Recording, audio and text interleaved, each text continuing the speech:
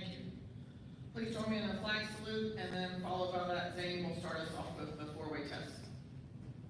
I pledge allegiance to the flag of the United States of America and to the republic for which it stands, one nation under God, indivisible, with liberty and justice for all. Following the four-way test of things we think, say, or do. Is it the truth? Is it fair to all concerned? Will it build goodwill and better friendships? Will it be beneficial to all concerned? Thank you. You may be seated. We have several guests today, so we're going to go through those quickly, followed by the student of the month that is here. So let's start with our guests. Kyle has a guest. Hi, everybody. Quiet, please. Lisa Johansson. This is her second time promoting. Can you hear me? There we go. That's Lisa Johansson, her second month with us. She is an Air Force veteran. Her husband's a pilot out at a teacher right now. Published school children's book author, and she's currently with me at my law office. Thank you.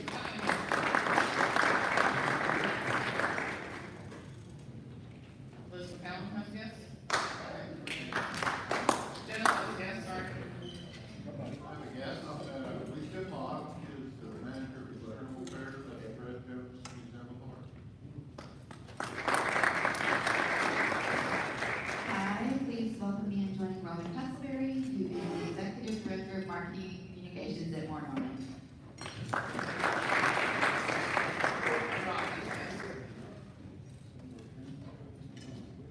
Good afternoon, everybody. So my guest is Conrad Sartorius. If his last name sounds familiar, his father Chris has given us a few speeches in the past. He's a graduate student at OU and is actually one of my current students. So please welcome Conrad.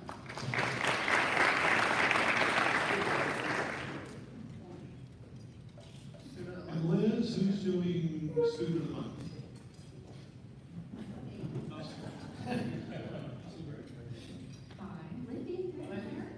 Hi, Libby. Will you please introduce yourself? And I'm not prepared to tell you to ask the questions, so just introduce yourself and Hello, everyone. It's my last week here, unfortunately. I'll miss being with you all, but my name is Lindy Rex. Again, I'm just a senior at Norman North. I plan on attending BYU in the fall up in Utah, so long ways. But I'm a big tennis player. I hope to go into engineering, and yeah. Oh, my favorite thing about being here in Rotary, I've loved meeting all of you all. You guys are so kind and welcoming, and hearing about all of your different backgrounds and all the different things you guys have done for work is inspiring. So thank you for having me. Thank you. Judy, can you come up here for a moment? We gotta be quick.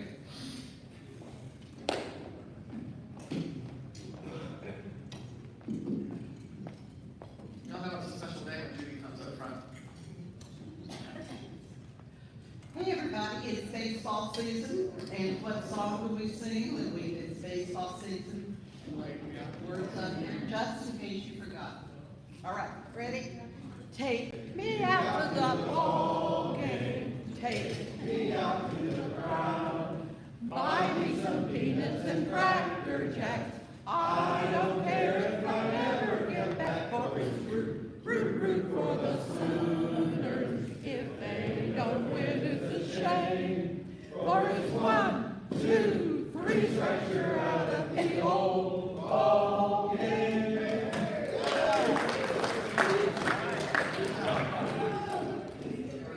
For those of you visiting with us, some Rotary clubs sing every single week, and they sing different songs, or they sing a particular song. We save it for very special occasions here, so they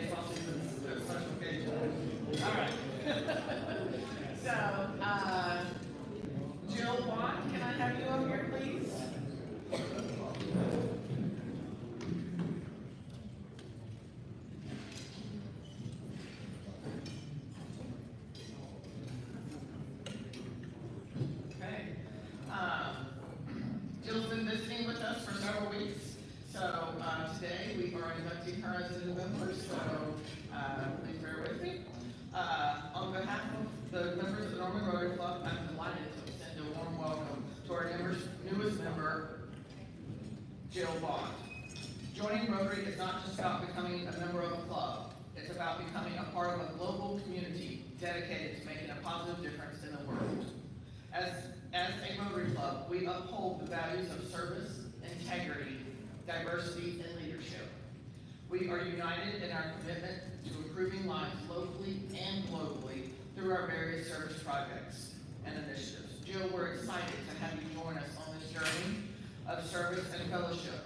Your unique skills, experiences, and perspectives will enrich our club and our collective efforts to create lasting change. As you embark on your Rotary journey, we will have the opportunity to connect with fellow members, participate in meaningful projects, and engage in activities that align with your passions and your interests. We encourage you to take full advantage of all that Rotary has to offer and share your ideas and aspirations with us. Once again, Jill, welcome to Norman Rotary. We are thrilled to have you as part of our Rotary family, and we look forward to working together to make a positive impact in our world. Thank you.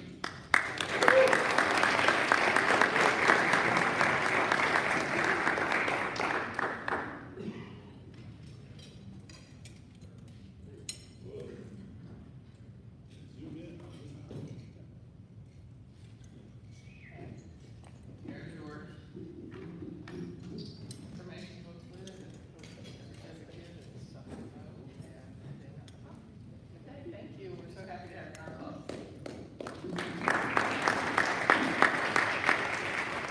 I have one announcement, actually on behalf of Visit Norman. We were gonna have, Katie Ringer from Visit Norman be here today, but she had a family emergency, so Dan asked me to go ahead and just give the information. There is a Maverick bike race in downtown Norman happening, the weekend of May 31st, right?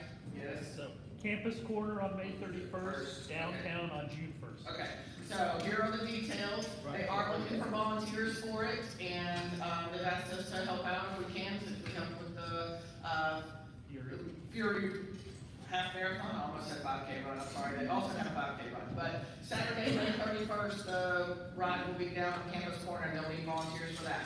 Sunday, June 1st is in downtown. Saturday will include a classic Porsche show on Buchanan. It's like a NASCAR, but for bike races. Weekend before is called Tulsa Tough, if you know anything about bike riding. Since our club does a bike ride, not a race, some of you might know about that. TT is one of the biggest in the nation, and they have been wonderfully supportive. Excuse me. They have been very supportive of the Norman community putting on this race right after theirs. Now is the host hotel, and there's plenty of vendor opportunities available. So if you have questions, please ask Dan about it afterwards. Sorry, I butchered that for you. Did not mean to.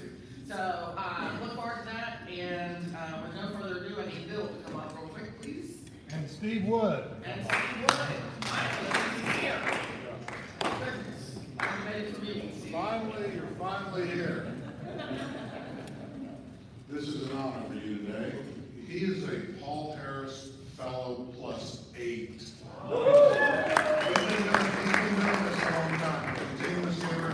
And the way that works, I'm just trying to tell you, like, so the money he gave this year will be used in 3 years. But the money you've been giving for 9 years has been going on all these different projects. One is the Craig, the project that we started with the bikes. That came out of the Rotary Foundation. That's a local project. We've got water projects internationally. That comes out of the Rotary Foundation. So the way it works, like there's a project, we're an educational, one of the services is education. It's not here today. Okay, it's back there. One of the areas of focus is education. So we do education at these schools. Like there's a country down south of Panama. You may have heard about it. In 2018, the Rotary Club there in Panama Norte was doing backpacks. Rotary clubs all over the world do backpacks for students to get ready for the school year. So they were doing that. They go into the school and they noticed the computers were a mess. They didn't work, or the teachers didn't know how to use them. So after a few years of doing this, they go, let's do something about that. So they got with a club in Los Angeles, and that's how it works. Local club, another club. They join together, just like we did on your projects in the water. So they did the project. That worked. This class was winning competitions, going out, and then all of a sudden the teachers rotated out, new teachers came in. Teachers didn't know anything about technology. So now we got to figure out something else. So another grant from the Rotary Foundation comes, the Kansas City Club comes in, and they go to where the teachers are being trained. And they have Paul Harris education there. They taught them how to train for the computers, the mobile classrooms. The kids went there. And so it was an amazing project. The government got behind it. The universities got behind it. Rotary's behind it. That's how Rotary makes a difference in the world. We can also make a difference locally, right? And you have to have your mind open for things like that, to see projects that need to be done, just like those Rotarians did in Panama. We can do that locally. Half the money that you give goes locally, half goes internationally. Keep your eyes open. Find things that we need to do in this community. Now back to you. Congratulations on what you've done for 9 times. Paul Harris, let's say thank you very much.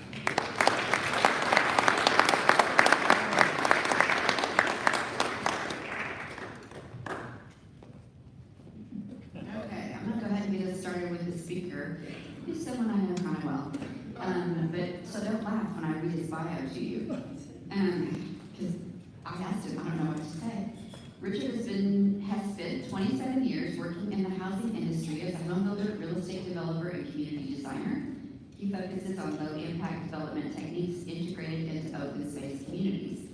Over the last decade, McKown and his team have developed 357 residential units, 5 commercial retail spaces, and 7 office spaces in downtown Oklahoma City.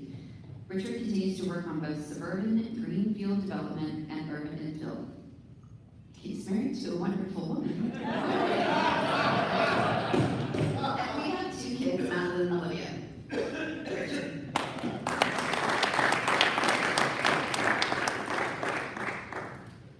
I wondered if she was going to read exactly what I wrote. I'm married to a wonderful woman. Really glad to be here today, and I'm going to talk really fast. If I can get this open real quick. And I'm going to give you guys a quick summary. You know, we've done something that we're told no other city in America has ever done. We've updated 5 plans all at once. We did our land use plan, our stormwater plan, our water and wastewater plan, our housing plan, and our parks and recreation plan. Massive undertaking. It's a little document that's around 1,000 pages, and I'm going to basically read them all to you. No, I'm just kidding. I'm going to go as fast as I can and give you a quick summary. There are these 1-page, they're really 2-page overviews for each of the summaries, and I recommend, if you want to know more, go onto the A. Norman website, check these things out, and they'll kind of encapsulate, you know, the highlights of each one of these plans. The other thing that's really interesting is the map. And when we did this in 2004, which is the current plan that just expired, it was really a mapping exercise above everything else. You know, it was like playing SimCity. Turns out, that's a terrible game. It's a really terrible game because we start imagining we can control what's going to happen. The industry, no matter what aspect of real estate or land use you're talking about, is constantly changing. And what we thought was going to happen or what was trending in 2004 is absolutely not the case today. No one had ever heard of the term missing middle. We weren't thinking about vertical mixed use, walkable neighborhood. None of that was even considered. So we've been working with this really out-of-date, antiquated plan that makes no sense, so it's had to be adopted and amended numerous times. We tried again in 2017 to adopt a plan, and it was really contentious because you had everybody living in the core, the historic part of town, that said, we don't want any of this to change. And then you had everybody living in Ward 5 saying we don't want any new development anywhere toward the east. So essentially, nothing could happen. And cities like Norman, well, all cities are required to have a comprehensive plan that accommodates more or less the rate of growth that the city has been experiencing for the last 20 years. Norman has been growing at a 1.67% growth rate for the last 20 years. That is lower than, say, the Edmond area, for example. Really, for every house that started in Norman 20 years ago, there would be 3 houses that got started in the Edmond School District. Today, that number is it's nearly 6 houses that are being started. Norman doesn't grow at a really rapid rate, but there's a common perception that it does.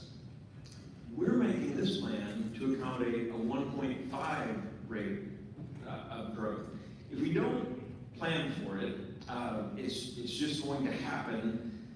But we also won't be eligible for federal matching funds for transportation. If you ever wondered why Northwest 36th Street hasn't gotten widened, it's because we haven't received the 80% match. We put up 20%. Federal government allocates another 80%, and we can widen the road. So comprehensive plans are really important, and this one has finally been finished by the steering committee. We did the mapping exercise at the very end, and the maps are really interesting because they have a lot of flexibility within each category.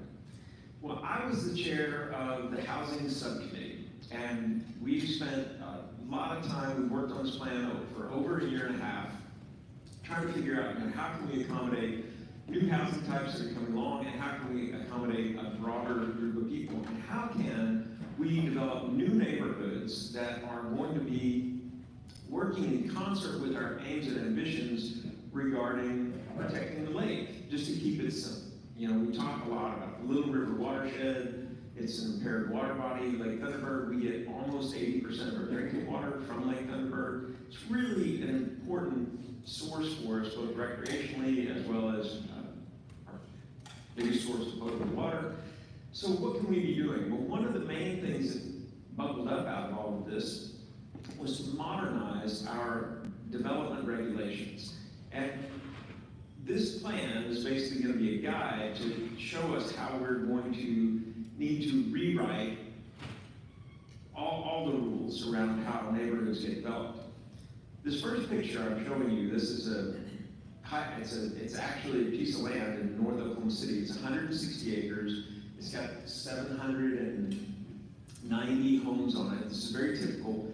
This is what our current regulations require. This is what our current regulations allow. It's not wonderful. You don't have any walking trails, any green space. If you want to do something like this, which also has 190 residential units, you have to go through this long, extended political process of writing a planned unit development. And it's risky. You're going to spend a lot of money, you could get voted down and have to revert back, spend a lot more money to go back to the old standard. But you can take it even further. You can start adding these green alleyways, which will require changing our thoughts and feelings about the front yard, turning it into a more walkable neighborhood, bringing the front porch forward, and making the room. This actually has more houses in it than the previous, and it's gone from 10% open space now to 20% open space. This next version exaggerates that even further. We're making the lots narrower. We're in the discussion to reduce minimum lot size, reduce minimum lot width, changing the standards that have got us locked into these 1950s era zoning codes that are giving us the polluted environment that we can't seem to get out of. And then this last version actually pushes it all the way up to 30% open space, includes a 300-unit apartment complex. The density has gone up, but so has the open space, and it's gone up significantly. It's gone from about 4% open space to 30% open space, making it a very walkable, connected neighborhood.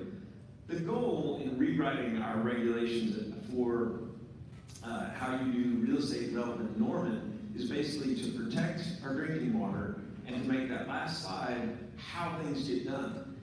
This is really important.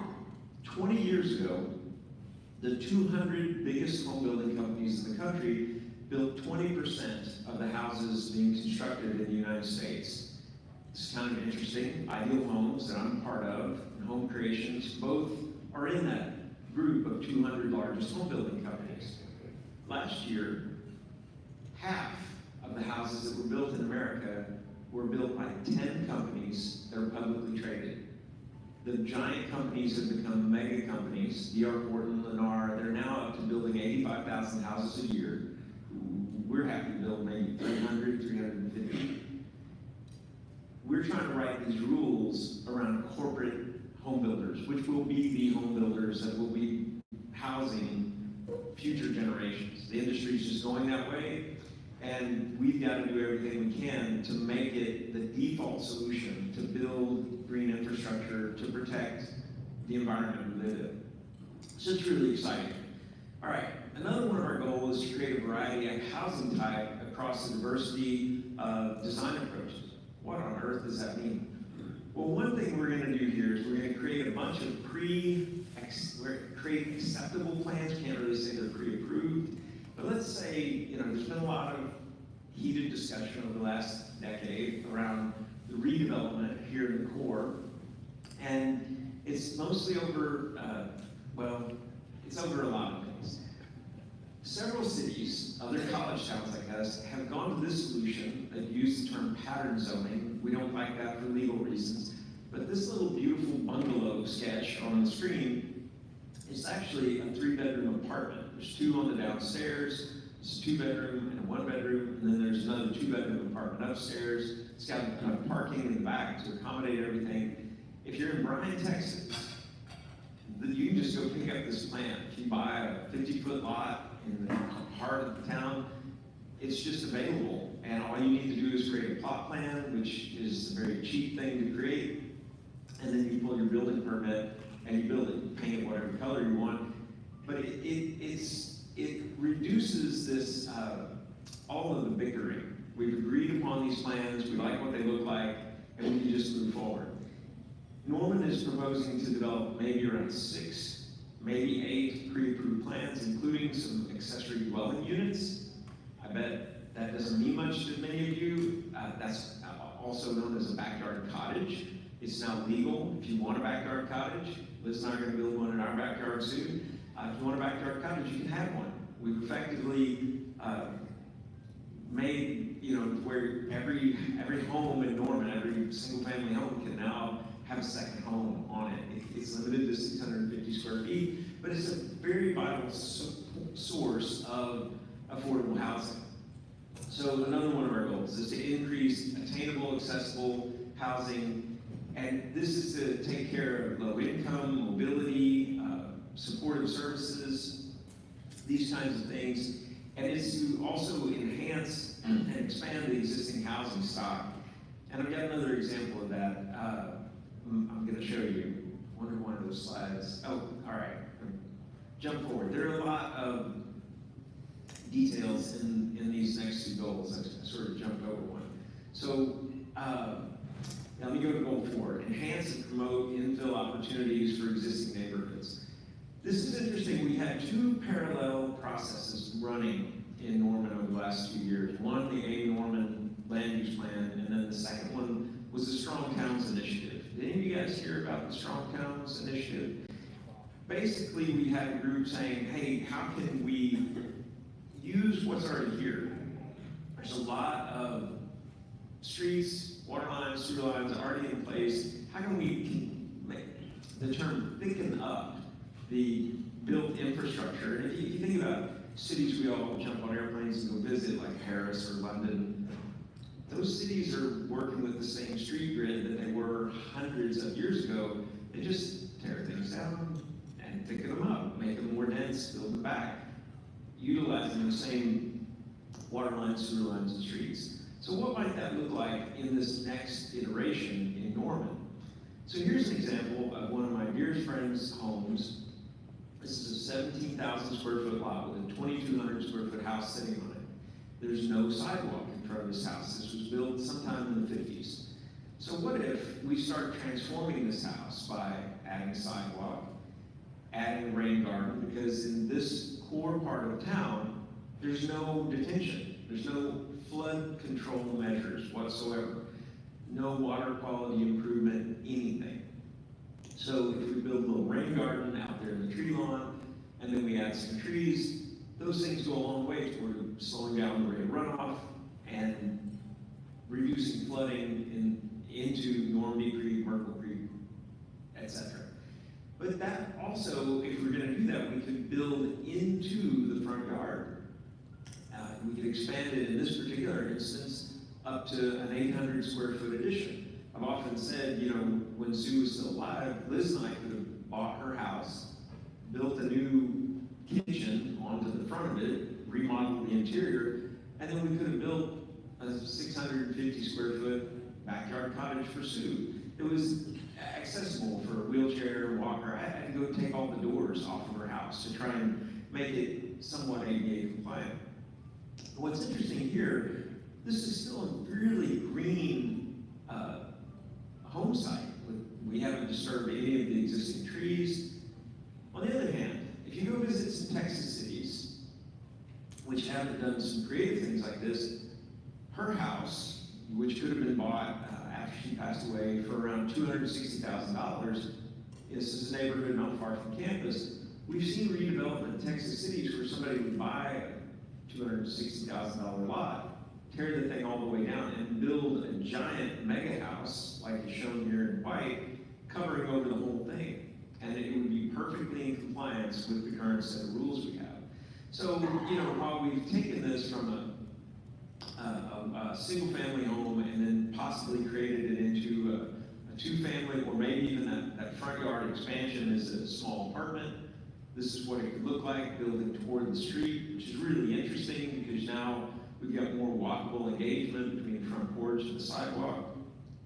These kinds of innovative ideas are going to be working their way forward as we rewrite our rules to try and, you know, make it where Norman can work with the existing infrastructure and accommodate as many people as possible.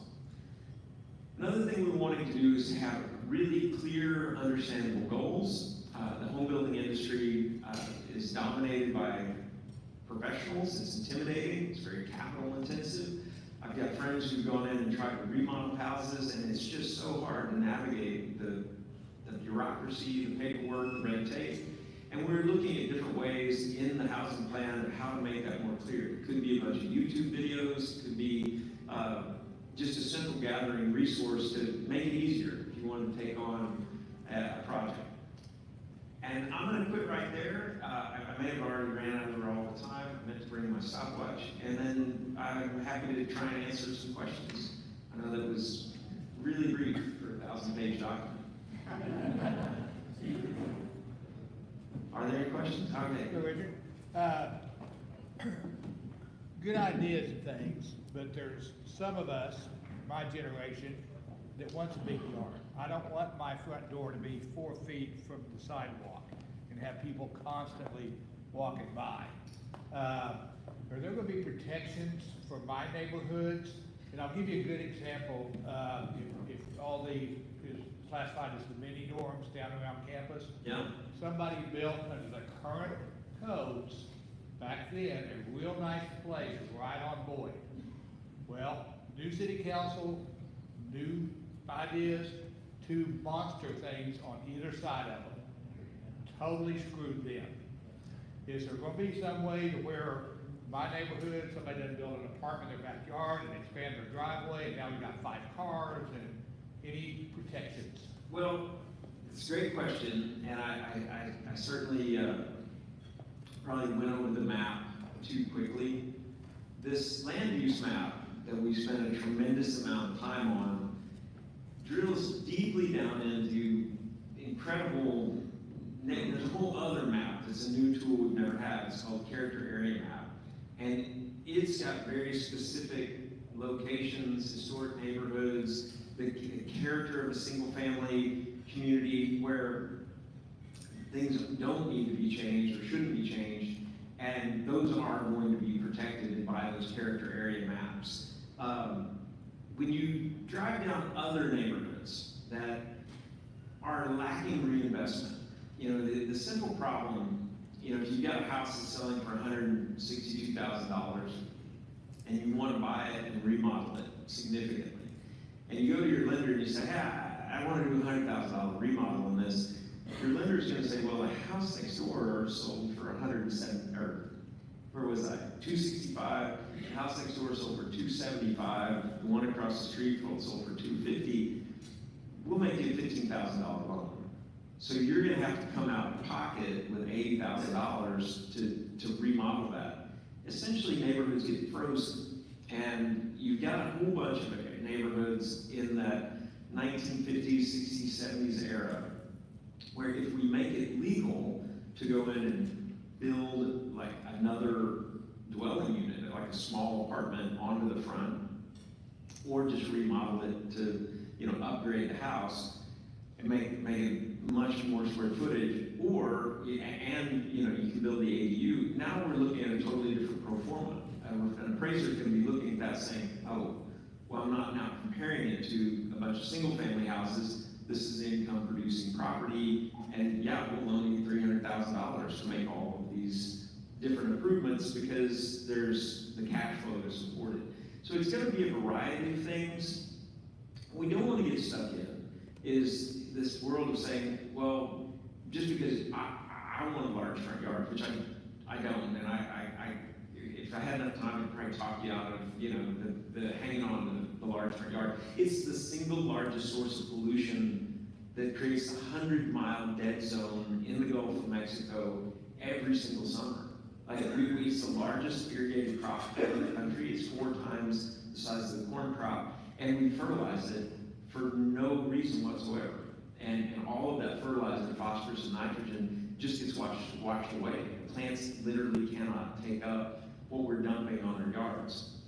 So transforming that front yard into a social good as well as a reduction of that massive source of pollution, and before that pollution gets to the Gulf, it goes through Little River, it goes into our lake, it causes a horrible turnover flavor that we experience, and it kills fish. I mean, it's a huge problem. The front yard is one of the worst inventions we've created in the United States, and it by and large doesn't exist in historic Europe, and it doesn't exist in most cities we go and visit, when we're traveling. I know it's like a really precious thing, but all that said, we as Americans have created a set of rules that have basically said everyone has to have them.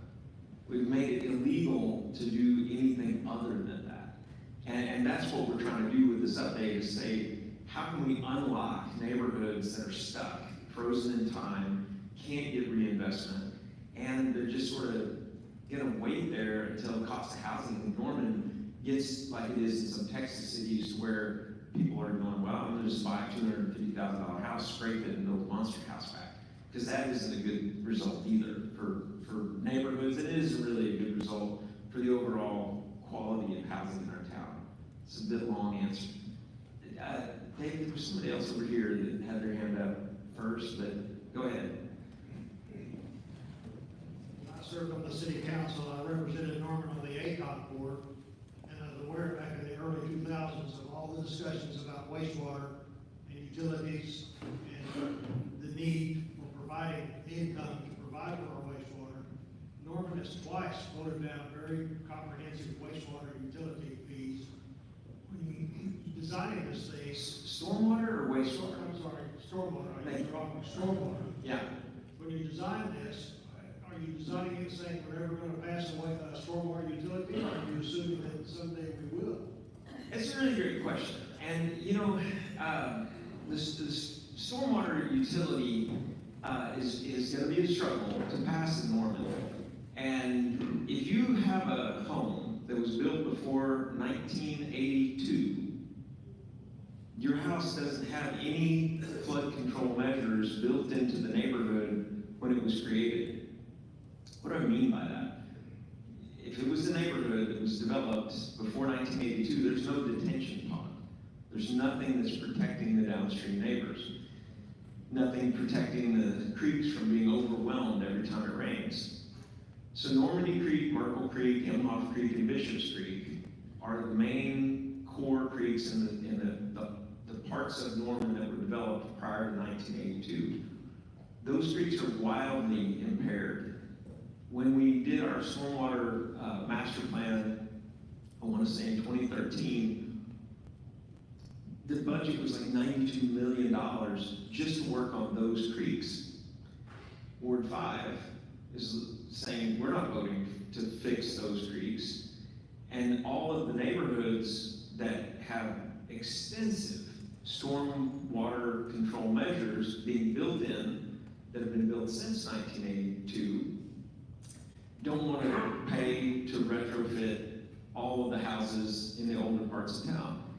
And until we resolve that and figure out how, it's almost like, I liken it to every house that was built before 1978 has lead paint in it.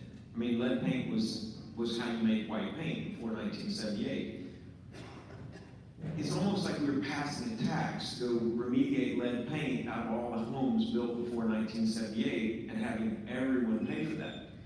We haven't come to an equitable solution, but new neighborhoods, you know, if we go back to this method and we say, we're going to keep developing under the current set of standards, we're never going to have any opportunity to clean the water. We certainly do a lot with flood control, but when we start going to these means and methods, the plant material all through these greenbelt open space systems will be able to remove lots of what's called non-point source pollutants, so the phosphorus, nitrogen, and other things that come off of driveways, roadways, rooftops, etc., will be able to be taken up by all of this plant material living in those green spaces.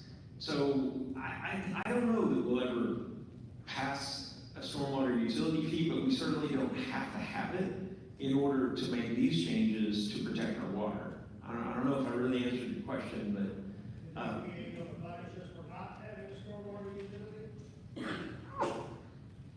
my hearing has gotten so terrible. You don't have a microphone, but yeah, we're gonna have to try harder and try to pass it, but we've got to have a larger community discussion about trying to pass it in a way that feels equitable for everyone. Ward 5, the newer neighborhoods, etc. Anybody got anything else? It's time. I gotta go. Everybody's gotta go.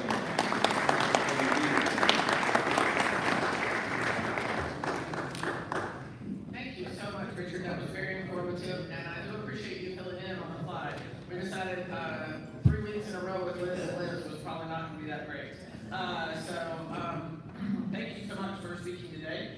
Also, I'd like to congratulate Jill on joining our club and Steve on his Paul Harris +8 over there. Thank you to our guests that came. Leisha, we're glad to see you. We hope you come back and visit us. Conrad, say, oh, you just walked out, sorry.